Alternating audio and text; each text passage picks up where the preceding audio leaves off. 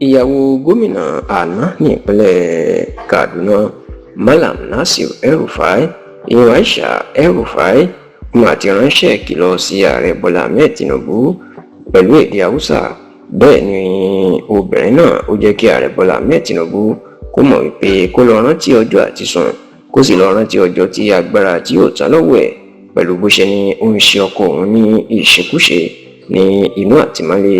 àjọ ICPC, nínú àjọ tó ń gbógun ti jẹgúdújẹrá àti ìṣòwòlò báṣubàṣu pẹ̀lú gbogbo nǹkan míì tí ó bá jọ ọ́. ẹ̀rọ tó rí pé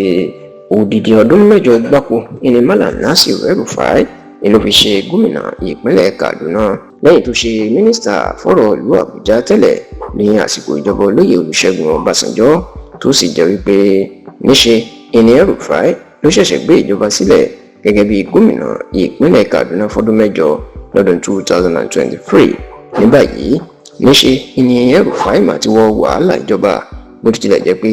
ọkùnrin kúkúrú náà ó kó ipa takuntakun ipá ńlá nípa bí ààrẹ Bọ́lá Ahmed Tinubu bó ṣe di ààrẹ orílẹ̀-èdè Nàìjíríà ní ọdún 2023, ṣùgbọ́n tí èdè àìyedè tó ti ṣẹlẹ̀ láàrin wọn àti ààrẹ Bọ́lá Ahmed Tinubu tó sì jẹ́ pé ìjọba Tinubu ń bá a ṣẹjọ́ lọ́wọ́ báyìí, èyí tó ti gbé dé àtìmọ́lé àjọ tí ohun gbogbo ti jẹ́ gbúdújẹrá, ìṣòwòlò báṣubàṣu àti àwọn nǹkan míì tí ó jọ ọ́. àwọn ẹ̀sùn tó fi kan El-Rufai ni pé ó ṣe owó ìpínlẹ̀ Kaduna tí ó tó bìtìbìtì bílíọ̀nù, ó ṣe báṣubàṣu lásìkò tó wà ní ipò gómìnà.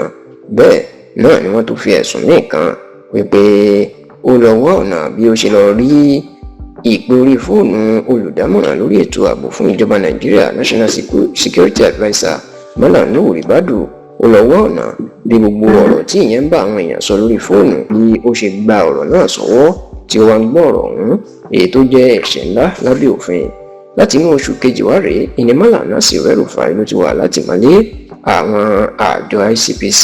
tí ò tiẹ̀ tí wà látìmọ́lé àjọ ọ̀tẹlẹ̀múyẹ́ tó ń pè ní Department of State Service DSS. kódà lásìkò tí ìyá Malam Nasir El-Rufai tó ṣaláìsí inú àtìmọ́lé àjọ ICPC ìní ọ̀rọ̀ ọ̀hún ló ti bá a, tó sì jẹ́ pé ní ọ̀sẹ̀ tó kọjá ìní Aisha ìyàwó El-Rufai ìlú máa gbé oúnjẹ lọ fún ọkọ ẹ̀ nínú àwọn àtìmọ́lé àjọ ICPC, ṣùgbọ́n tó ní wọn gbà òun láàyè láti jẹ́ kóun fún lóúnjẹ, tó sì ránṣẹ́ ìkìlọ̀ fún Tinubu pé kó lọ rántí ọjọ́ àti sùn àti ọjọ́ tí agbára tí yóò tán ní ọwọ́ ẹ̀. ṣáwọn nígbà tó ń fèsì agbẹnusọ àjọ ICPC ní alábòsí ní Aisha wọn láwọn fún láàyè kó rí ọkọ ẹ̀ kó gbóúnjẹ fún un, wọn ló ti gbóúnjẹ àárọ̀ àti tọ̀sán wà